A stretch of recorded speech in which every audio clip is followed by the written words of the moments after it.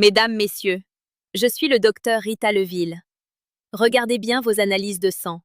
Ce chiffre, en bas de page, à côté du mot créatinine. La plupart d'entre vous pensent que c'est juste un indicateur de performance de vos reins. Vous pensez que si ce chiffre monte, c'est une fatalité, ou simplement le signe que vous avez mangé trop de viande hier soir. C'est une erreur fondamentale. Une erreur qui coûte des années de santé à des milliers de personnes chaque année. La vérité est beaucoup plus dérangeante. Une créatinine qui grimpe, c'est le cri d'alarme d'un moteur qui s'encrasse en silence. Et le pire, c'est qu'on vous laisse souvent dans le flou, avec des conseils vagues du type « buvez plus d'eau » ou « attendez la prochaine analyse ». Attendre quoi? Que la machine s'arrête? Nous vivons dans une illusion de sécurité médicale où l'on traite les symptômes sans jamais questionner la tuyauterie. On vous donne des médicaments pour la tension, pour le cholestérol, pour le sucre, sans jamais vous dire que vos reins sont en train de s'étouffer sous une charge de travail qu'ils ne sont plus capables de gérer. Ce n'est pas une question de malchance. C'est une question de biologie pure et dure. Votre corps ne fait pas d'erreur. Il s'adapte à un environnement toxique. Si vous ne comprenez pas pourquoi votre créatinine monte, vous ne pourrez jamais la faire baisser durablement. Vous ne ferez que mettre un pansement sur une hémorragie. Le recadrage nécessaire. Pourquoi vous n'êtes pas responsable de votre ignorance? Si vous vous sentez perdu face à vos résultats, sachez que ce n'est pas de votre faute. Le système de santé moderne est conçu pour la gestion de crise, pas pour l'optimisation de la vitalité. On vous apprend à surveiller les seuils d'alerte, mais on ne vous apprend pas à lire les signaux faibles. L'information qui circule est souvent soit trop technique, soit d'un simplisme insultant. Entre les régimes miracles d'Internet et le silence parfois pesant du corps médical, il y a un gouffre. Mon rôle, en tant que médecin, n'est pas de vous rassurer avec des paroles mielleuses. Mon rôle est de vous donner les clés de votre propre biologie. La médecine, la vraie, celle que je pratique, c'est la compréhension globale du terrain. Ce n'est pas seulement regarder un rein de manière isolée, comme si c'était une pièce de rechange dans un garage. Le rein est le filtre ultime, le gardien de votre équilibre intérieur. S'il sature, c'est tout le système qui bascule. Aujourd'hui, je vais vous sortir de cette confusion. Je vais vous expliquer comment reprendre le contrôle, non pas avec des potions magiques, mais avec une stratégie nutritionnelle ciblée, basée sur ce que la nature a fait de mieux pour soutenir la fonction de filtration. La vision du docteur Rita Leville. Au-delà de la surface, ma vision est simple. La rigueur médicale doit s'allier à une compréhension profonde du métabolisme. Je refuse les solutions superficielles. Faire baisser la créatinine ne doit pas être un but en soi pour plaire à votre médecin lors du prochain examen. Le but, c'est de restaurer la capacité de vos reins à éliminer les déchets métaboliques, à réguler votre pression artérielle et à maintenir l'équilibre électrolytique de votre sang. Nous n'allons pas parler ici de remèdes de grand-mère. Nous allons parler de biochimie alimentaire. Pourquoi certains fruits, souvent négligés ou mal compris, possèdent des propriétés spécifiques qui viennent soulager la pression glomérulaire, réduire l'inflammation rénale et favoriser l'excrétion des toxines urémiques. Mais attention, je ne vous vendrai jamais l'idée qu'un fruit va réparer des années de négligence en 3 jours. La santé est une question de cohérence et de temps. Étape 1. Comprendre l'ennemi invisible, le stress oxydatif rénal. Avant de parler de solutions, comprenez le mécanisme. Vos reins sont composés de millions de minuscules unités de filtrage appelées néphrons. Imaginez des tamis extrêmement fins. Lorsque votre créatinine augmente, cela signifie que ces tamis sont soit bouchés, soit endommagés. La cause principale de ce dommage, ce n'est pas seulement le vieillissement, c'est le stress oxydatif. C'est là que l'alimentation intervient. La plupart des gens mangent pour le plaisir ou par habitude. Ils ne réalisent pas que chaque bouchée peut être soit un antioxydant qui protège ces tamis, soit un pro-oxydant qui les déchire.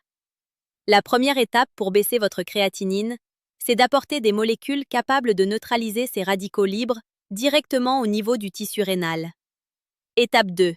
Le mythe de l'hydratation aveugle. On vous dit souvent de boire plus d'eau pour nettoyer les reins. C'est une vérité partielle qui peut devenir dangereuse.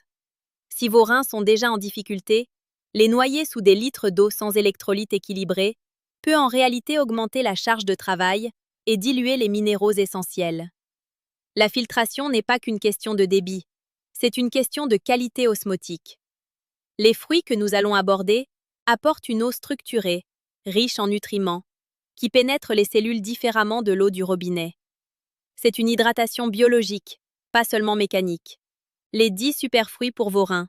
Une analyse biochimique. 1. La canneberge, cranberry.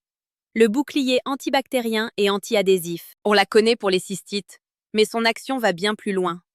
Les proanthocyanidines de type A présentes dans la canneberge empêchent les bactéries, mais aussi certains dépôts minéraux, d'adhérer aux parois des uretères et de la vessie. En protégeant le système urinaire bas, elle réduit la pression ascendante sur les reins. Moins d'inflammation en bas signifie moins de stress pour les reins en haut. C'est un fruit acide, certes, mais qui alcalinise les urines une fois métabolisées, ce qui est crucial pour la solubilité de la créatinine. 2. La myrtille sauvage. L'expert en microcirculation. Le rein est l'un des organes les plus vascularisés du corps. Sa santé dépend de la santé de ses micro-vaisseaux. Les anthocyanines de la myrtille renforcent la paroi des capillaires glomérulaires. En améliorant la microcirculation, vous permettez une meilleure oxygénation du tissu rénal. Un rein mieux oxygéné est un rein qui filtre mieux. La créatinine baisse mécaniquement quand le débit sanguin rénal est optimisé par des parois vasculaires souples et saines. 3. Le raisin rouge, avec pépins. Le pouvoir du resveratrol. Le resveratrol n'est pas qu'un argument marketing pour le vin rouge. C'est un composé qui active certaines protéines, les sirtuines, impliquées dans la survie cellulaire. Des études montrent que le resveratrol peut aider à protéger les cellules rénales contre la toxicité de certains médicaments et contre les dommages liés au diabète. Mais attention, mangez le fruit entier, car c'est dans la peau et les pépins que se trouve la magie, pas seulement dans le jus sucré. 4. La pomme. La pectine et le nettoyage intestinal. Vous allez me dire, une pomme? C'est trop simple. Détrompez-vous. La pomme est riche en pectine, une fibre soluble qui se lie aux toxines dans l'intestin. Quel est le rapport avec les reins? C'est simple. Plus vous éliminez de déchets par les selles, moins vos reins ont de travail à faire. C'est ce qu'on appelle la décharge intestinale. En réduisant la charge de toxines urémiques qui circulent dans le sang, la pomme offre un repos bienvenu à vos filtres rénaux. Une pomme par jour n'est pas un dicton, c'est une stratégie de filtration. 5. La cerise. L'ennemi naturel de l'acide urique. La créatinine voyage souvent de pair avec l'acide urique. Les cerises, particulièrement les variétés acidulées, aident à réduire les niveaux d'urate dans le sang. En diminuant la cristallisation potentielle dans les tubules rénaux, la cerise fluidifie le passage des déchets. C'est un puissant anti-inflammatoire naturel qui calme le feu métabolique, souvent présent chez les personnes ayant une créatinine élevée. 6. La grenade. Le régulateur de tension. La tension artérielle est le premier ennemi du rein. Une tension trop haute détruit les néphrons comme un jet d'eau trop puissant détruit un jardin de fleurs. La grenade contient des punicalagines qui ont un effet inhibiteur sur l'enzyme de conversion de l'angiotensine, un mécanisme similaire à certains médicaments antihypertenseurs, mais de manière naturelle et modérée. En régulant la pression d'entrée dans le rein, la grenade préserve l'intégrité de la filtration. 7. La pastèque. L'activateur de citrulline. La pastèque est riche en L-citrulline, un acide aminé qui se convertit en arginine, laquelle favorise la production d'oxyde nitrique. L'oxyde nitrique dilate les vaisseaux. Plus d'espace dans les vaisseaux signifie une pression moindre sur le filtre rénal. De plus, son effet diurétique naturel encourage l'élimination de l'eau excédentaire et du sodium sans épuiser les réserves de potassium, ce qui est souvent le problème des diurétiques chimiques. 8. L'ananas. La bromélaïne contre la fibrose. L'inflammation chronique du rein peut mener à la fibrose, une cicatrisation du tissu qui le rend inefficace. La bromélaïne, une enzyme présente dans l'ananas, possède des propriétés protéolytiques et anti-inflammatoires systémiques. Elle aide à décomposer les complexes immuns qui peuvent s'accumuler dans les filtres rénaux. C'est un agent de nettoyage enzymatique qui soutient la fluidité du sang. 9. La papaye. Le soutien enzymatique et digestif. Similaire à l'ananas, mais avec la papaïne, la papaye aide à la digestion des protéines. Une mauvaise digestion des protéines entraîne une production accrue de déchets azotés, dont la créatinine fait partie.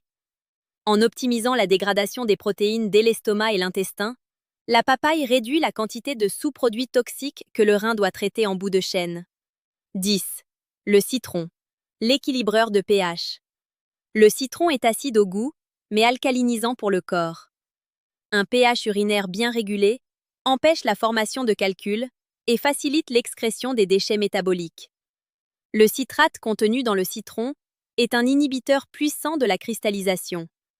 En maintenant un environnement chimique favorable dans les tubules rénaux, le citron permet une élimination fluide et constante, évitant les pics de créatinine. Le moment de vérité. Ce que votre corps fait réellement. Arrêtons-nous un instant sur la réalité physiologique. Pourquoi votre créatinine est-elle haute? Parce que votre corps est en mode survie. La créatinine est un déchet de la créatine, utilisé par vos muscles. Normalement, elle est éliminée à un rythme constant. Si elle stagne dans votre sang, c'est que la porte de sortie est obstruée ou que la production de déchets est devenue trop importante pour la capacité actuelle de vos reins. Imaginez une usine de traitement des eaux. Si les filtres sont vieux, déchirés ou encrassés par de la graisse, l'eau sale reflue. C'est ce qui se passe dans votre sang. L'augmentation de la créatinine n'est pas le problème, c'est le symptôme de l'encrassement. Le corps tente désespérément de maintenir l'équilibre en augmentant la pression sanguine pour forcer le passage à travers les filtres bouchés. C'est un cercle vicieux. En apportant les nutriments de ces 10 fruits, vous ne faites pas que manger des vitamines. Vous apportez des agents de maintenance, des nettoyeurs de filtres et des réparateurs de tuyauterie. Vous changez la chimie de votre sang pour qu'elle devienne moins agressive pour le tissu rénal. Piste d'action responsable. Le chemin de la régularité. Je ne suis pas ici pour vous dire de manger 10 kilos de fruits demain matin. Ce serait contre-productif, notamment à cause du fructose qui, en excès, peut fatiguer le foie et indirectement les reins. La clé, c'est la cohérence. L'intégration progressive. Choisissez 2 ou 3 de ces fruits et intégrez-les quotidiennement, de préférence entiers et biologiques. La réduction des charges. Vous ne pouvez pas nettoyer une pièce si vous continuez à y jeter des ordures. Diminuez les aliments ultra transformés, l'excès de sel raffiné et les protéines de mauvaise qualité qui surchargent vos reins. La surveillance lucide. Continuez à faire vos bilans. Une baisse de la créatinine prend du temps. Le tissu rénal se régénère lentement, mais il a une résilience incroyable si on lui donne les bons outils. L'approche globale. Dormez, bougez modérément. Le stress chronique produit du cortisol, qui endommage également la filtration rénale. Tout est lié. Si vous voulez continuer à recevoir ces analyses sans concession sur la santé réelle, je vous invite à vous abonner. Ici, nous ne cherchons pas le clic facile, nous cherchons la compréhension profonde. Rester informé, c'est rester maître de son corps. Conclusion. Reprenez les commandes. Pour résumer, l'erreur que font la plupart des gens est de considérer la créatinine comme un chiffre isolé qu'il faut faire baisser par magie. L'erreur est de croire que le rein est un organe autonome qui ne dépend pas de ce que vous mettez dans votre assiette chaque jour. La compréhension clé aujourd'hui est celle-ci. Vos reins sont le miroir de votre hygiène de vie globale. En intégrant ces superfruits, vous offrez à vos reins une chance de respirer, de se réparer et de fonctionner à nouveau comme les filtres d'élite qu'ils sont censés être. Ne subissez plus vos analyses de sang. Comprenez-les, agissez sur les causes profondes et donnez à votre corps les moyens de sa propre guérison. La santé n'est pas l'absence de maladie. C'est la capacité de votre corps à traiter les déchets de la vie sans s'effondrer. Vos reins sont vos gardiens. Prenez-en soin avant qu'ils ne vous obligent à le faire. Souvenez-vous, votre corps parle. Apprenez enfin sa langue. Souhaitez-vous que j'approfondisse le rôle spécifique du ratio potassium-sodium dans la gestion de l'insuffisance rénale débutante?